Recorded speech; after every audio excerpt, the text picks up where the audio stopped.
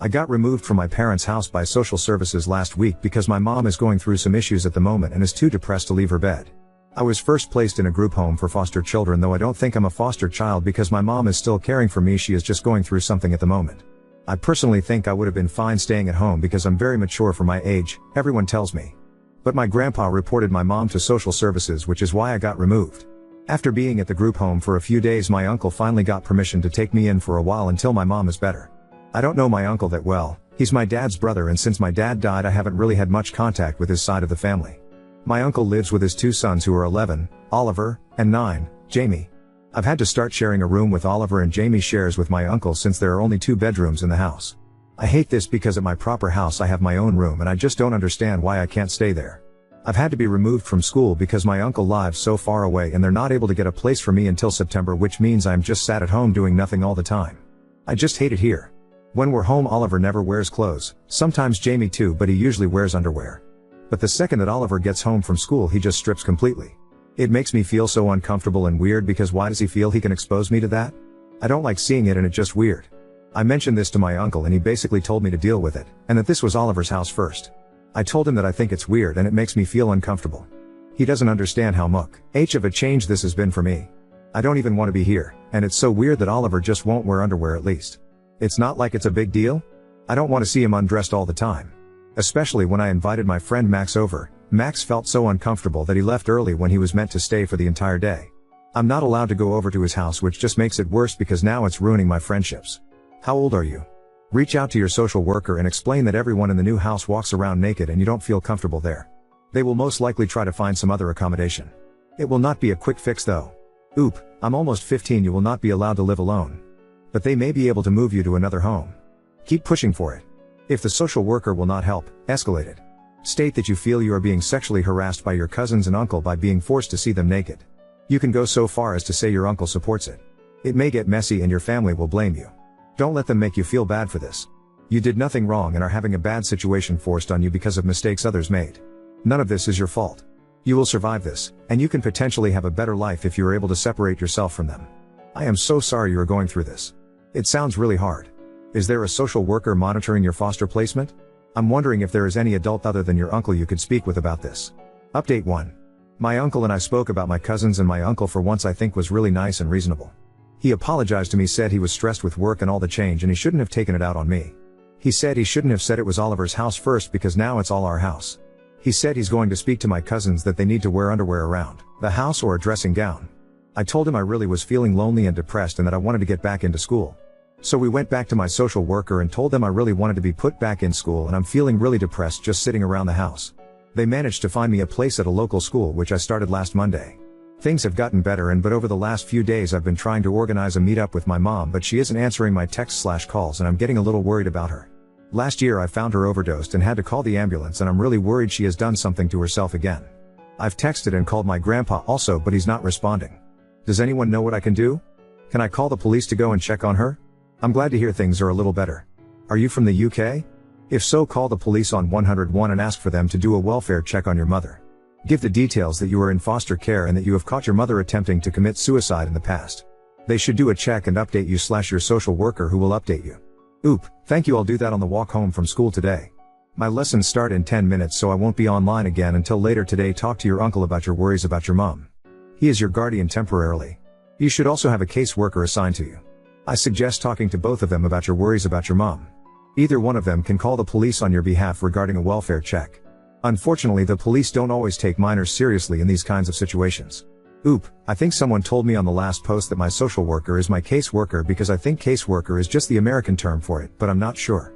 Okay, I will get back in contact with my social worker today if I can't get the police to do anything. Thank you. Okay, are you in the UK? In that case, I think your social worker should be the one to contact. They can contact the community mental health team if necessary. I wish you all the best. It must be awful being so worried about your mom. Oop. Yeah, I am. It's all I can think about at the moment, so it's really worrying me. I just keep reliving the day I found her.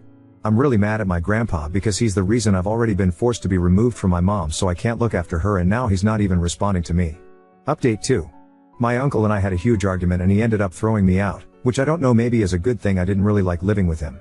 Currently I am with a very nice old lady and her other foster child. I finally managed to get in contact with my grandpa and I got an update about my mom. She's in hospital at the moment. She tried to end her own life again. I really feel awful, especially because I wasn't there to protect her. I know everyone here says it isn't my job to protect my mom, but if I were there she wouldn't have done this. I would have been there. I don't know how well she is and they aren't letting me visit.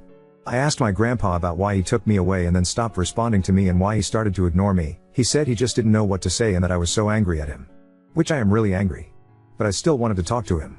I don't really think Reddit is good for my mental health. People were sending me pretty horrible things to my DMs and telling me my mom had killed herself to get away from me.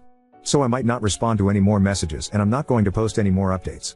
It sounds like the grandfather is trying, but Oop is lashing out whenever they talk. The I don't know what to say, you are just so angry from the grandpa. The Oop stating they know they are very angry but still want to talk is a tough one. I can see why the grandfather stopped answering calls if every exchange as Oop screaming at him about how he ruined Oop's life. Plus it sounds like the grandpa has his hands full with his mentally ill daughter. I don't see how everyone failed him. The mother was incapable and mentally ill, so Oop was removed. Placed in foster care, but a family member took them in quickly. The underwear thing was nuts, but two similar aged boys sharing a room and a complaint about not wearing clothes, especially if it was very normalized before Oop lived there, may have not seemed significant to the uncle at the time. He rethought it, apologized, and tried to make changes. Oop never said what led to him leaving uncle's house, but he admits to being very angry. He talks a lot about why he just doesn't understand why he can't go home, and it is very possible he engaged in some sabotage of the situation, thinking if he got kicked out they would let him go home. Social workers are checking in on him and got him enrolled in school. More than everyone failing him, I think he is a victim of very unfortunate circumstances. Dead dad and mentally/emotionally incompetent mother. Oop, you're just making up random shit about me. I haven't lashed out at anyone. My grandpa hadn't responded to me at all since I was removed, and my messages to him consisted of hi, hello, how's mom? Could I get uncle to drop me off to visit mom? Hi, I didn't lash out at him. I never lash out at anyone. One thing I never do is lash out because that's what dad used to do and I know how it makes everyone else feel. My grandpa didn't respond to me because he assumed I was upset at him, which I was. I never told him. I never lashed out at him or anyone else. Oop never said what led to him leaving uncle's house, but he admits to being very angry. Again, you're just making things up in your head to blame me, insinuating that it's my fault I was kicked out because I was angry. Saying I sabotaged it? I have never sabotaged anything. Nothing that has happened to me has been my fault, nothing. I do everything I can to make the people around me happy, everything. All the time. And I get nothing back. And yes, I asked my uncle's family to wear some underwear around the house. Jesus, is that so much to ask? No one puts me first, no one. The only person who even cares about me is my mom, and she's going to fucking kill herself and I can't even fucking do anything to help her. Don't call her mentally incompetent. This is why I said I wouldn't look at the comments. People I don't even know are blaming me for things that didn't even happen.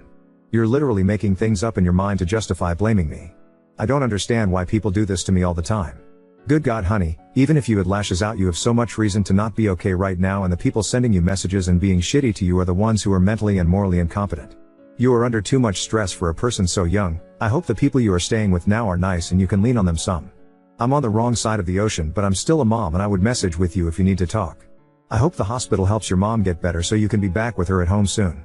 Take care and don't listen to the assholes. Oop, thank you. I knew I shouldn't have read the comments, yet I still did, and it just made me more upset. I'm glad there are kind people out there like you and like my new foster carer, who BTW is really kind and nice to me and is really trying to get me to see my mom. I've only been with her for a little while, but I feel like someone is finally taking my side and understanding how I feel. I'm embarrassed to say, but I cried so much yesterday and she was there just helping me, and that's something I've never had before. I've never had someone make me hot chocolate and let me pick a film and we just sat and watched it. I'm really hoping that this continues. Update 3.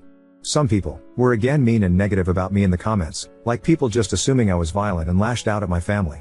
I don't do that, just setting the record straight. I never did that, not one. I think I was disrespectful to one commenter I replied to. They were assuming things about me and I was angry and disrespectful to them in my reply. I won't tag them in case they don't appreciate it. But I want to apologize to them. I'm sorry. I want to spread positivity and happiness, not negatively. I also took the advice of someone in the comments to turn off my DMs because that's where the really nasty or perverted people were messaging me. I am currently living with Jay, the old lady foster carer I told you all about. She is very nice. She's made me feel really welcome in her home, and she's been fighting for me to be able to see my mom in person. I feel like I finally have someone fighting in my corner. For the first time in a long time I feel really positive and happy. She even drove 30 minutes to pick up my friend from my old school so he could visit. I felt really guilty, but she acted like it was no big deal at all. I really hope things continue how they are and that my mom gets better soon and I can see her. Also, I feel guilty being a burden on Jay so much. I tried to clean the house for her when she was sleeping, but she came down and sent me to bed. She won't let me do chores for her, which is making me feel so guilty, and my grandpa would always say I would get lazy if I didn't do chores, but Jay isn't letting me.